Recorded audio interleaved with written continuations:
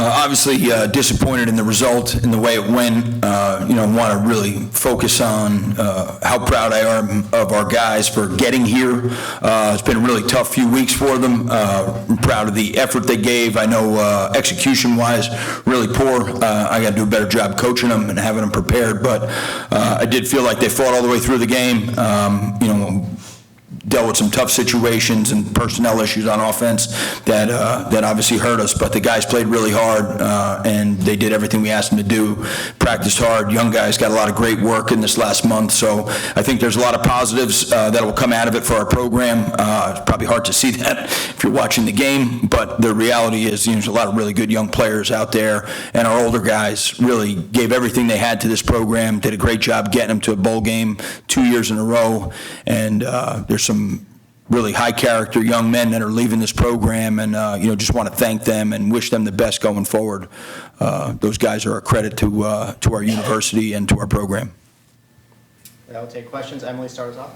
Coach, you mentioned obviously the limited offensive personnel and some challenges there. Just curious about the decision to kind of stick with the Wildcat option led by Dan and LeQuint when the rushing offense really wasn't working tonight.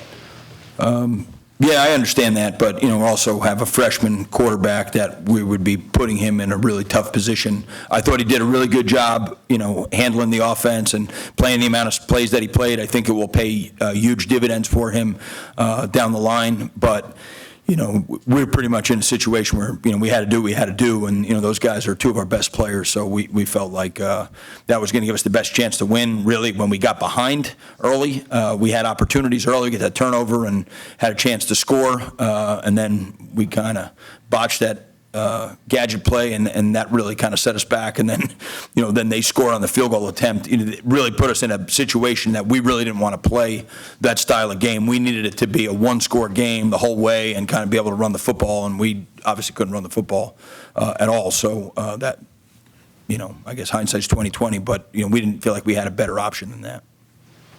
We'll go to Dan on the right, and then Anthony.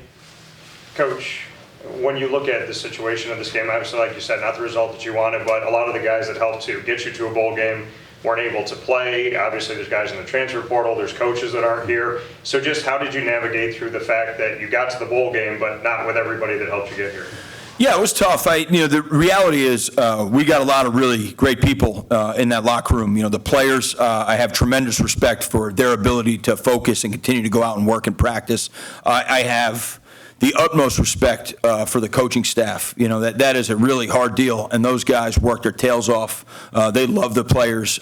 They care so much about them, and they wanted to do everything they could to give them the best chance to go out and get a win. Obviously, we needed to do a better job, but I do think it's a credit to all the people in that locker room. They really did the best they could to stay together, and now the program will be in a position where it has an opportunity to move forward. Anthony.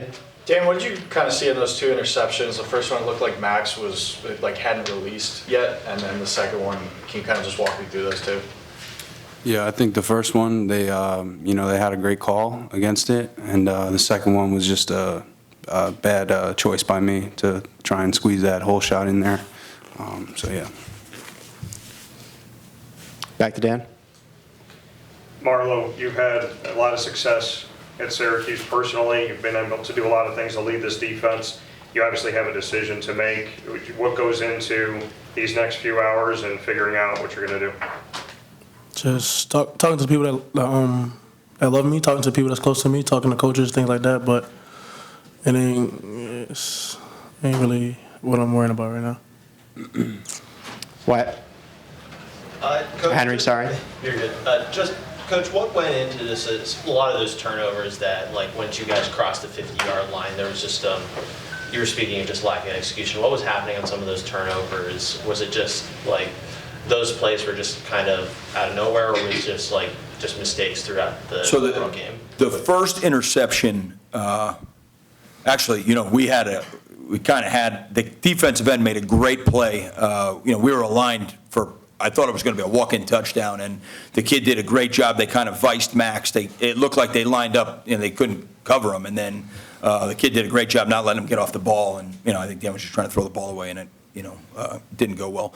The second one, to be honest, we have not spent a ton of time in pass protection. So much of what we've been doing the last 2 months has been, the Wildcat stuff, running the football, and we just, didn't really recognize the field pressure. And, obviously with a freshman quarterback, he held the ball maybe a second too long, and then, it went from being you're in field goal range to going for a touchdown. Those two plays, that one and the one on the gadget play, and then the punt, the field goal that ensued, those were the two plays to me. If you said, all right, what are the two plays that just absolutely devastated us? Yeah, that was it.